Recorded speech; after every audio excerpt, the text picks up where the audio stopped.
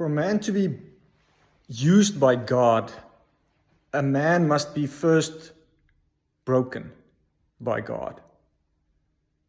It's when wine is made, the grapes must be crushed.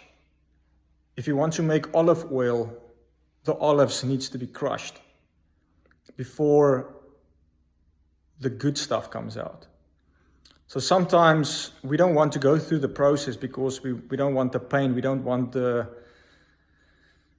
heartache, but God needs to break us to release the anointing, to release that good stuff, the good things that's supposed to come out of you. It can't come out unless you are broken. So I just want to encourage you guys, just surrender to the process. Embrace the brokenness. Embrace the place where He crushes you. It's like when gold is refined, when it goes through the fire, the gold is refined and the gold is purified. But it's a hurtful process. It's painful, and it's not nice. But then it comes out on the other side, beautiful and